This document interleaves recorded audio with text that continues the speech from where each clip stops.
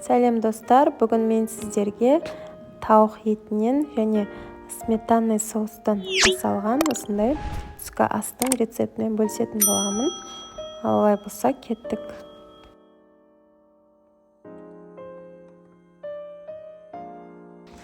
Алдымен сұйық майды осылай қысып тұрған қазанға құйып, оның үстіне тауық етін осылай бөліп алдым.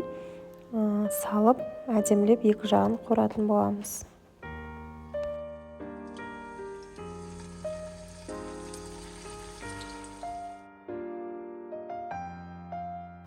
Жақсылап қызартып қуырамыз достар. Үстіне тұз себеміз және күштілеп қуырамыз. Достар, одан соң соус жасауға кірісейік. 3 қасық сметана қосамыз. Яғни біз сметанный соус жасайтын боламыз. Неге 3 қасық сметана қосамыз. Одан соң бір үлкен ас қасықпен ұн қосамыз. Мен алдын ала дайындап алдым.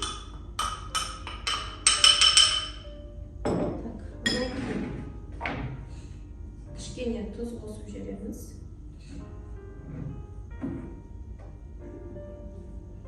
Одан соң мен 3 зубчик чеснокты осылай теркадан өткізіп алдым. Соны қосатын боламыз.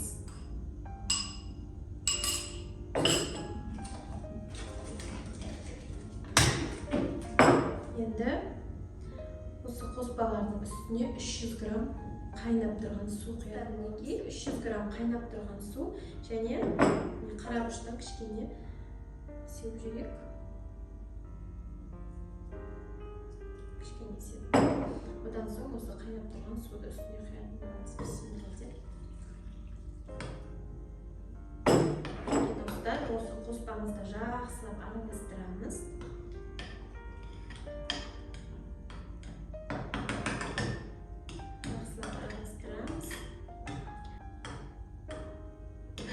Достар, дайын болған осы қоспамызды қазанымызда пісіп тұрған почти дайын болып тұр. Соусын үстіне құйып жібереміз да 15-20 минутта уже пісіп дайын болады.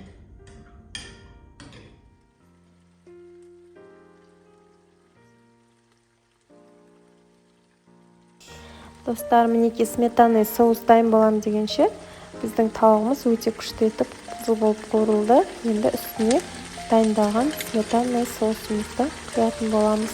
Одан соң құйып болғаннан кейін астын жай қойып 15-20 минутқа бұқтырып пісіретін боламыз.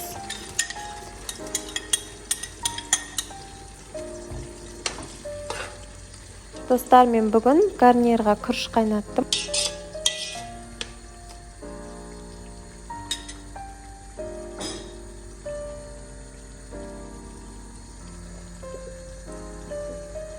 Достар, мінекей біздің түскі асымыз дайын болды.